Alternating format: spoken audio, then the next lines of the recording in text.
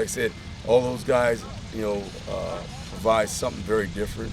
Will Taylor's been the guy who was out there last year, and he's probably the most seasoned guy besides him and Shipley. But you got Williams, who, like I said, he's a cool cat. Nothing rattles him, and you like that. But for me, I just haven't seen him in that game aspect yet. As far as Nate Wiggins, he told us that he ended up on accountability lists a lot last year. I mean, how much were you on him about that? How much do you think he learned? I think he learned a lot. It's like I said, this is a different program. And for me, that fatherly instinct is love. Sometimes love requires discipline. Sometimes you got to discipline. I'm not one of those dads that can reward bad behavior like anybody. You start rewarding bad behavior, and then you got a real problem. And like I said, so for him, it was just something different, something new, and like I said, he's all in. And it's good to see that. That's a true sign of maturity. How nice is it having a healthy Healthy Milton, good. I mean, he is like a spark plug. He is like the Energizer bunny.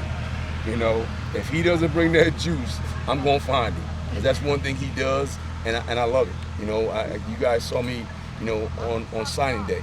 He was one of the young men I cried about because he's a very emotional kid. He plays passionate. He's a loving guy. He's a great young man. And everything you ask, he does. And he's like the epitome of, a Clemson player. So you gotta, like I said, I'm one of his biggest cheerleaders. Talking about being the Energizer bunny, I mean, is he talking all the time? I think it's said he's one of the best trash talkers on the team. Is he constantly talking? Malcolm just talked. I don't know if you call it trash because it's not really trash. Malcolm just talks. Regardless of what comes out, he's gonna talk, and I like it.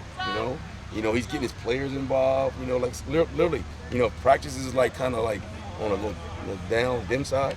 Malcolm's jumping up and down, and you're like, hey man, what are you drinking? What are you eating? I need some of that. So like I said, he's a good guy to be around. Good having in your room. From a development standpoint, how tough was it to lose Miles this, pretty early on in fall camp? I did. It hurt. Like I said, I brought him here for a reason. I want to see him play. And have to, having a young man, not be able to play. Sometimes they feel like, man, they feel disconnected. So it's my job to make sure, hey, come on, man. This is a little setback. This is one of the little wake up calls. You got it now. Now you got to fight now. You got to struggle. But it's sad. Did you see the flashes of why you recruited him? Well, definitely. I mean, fast, physical.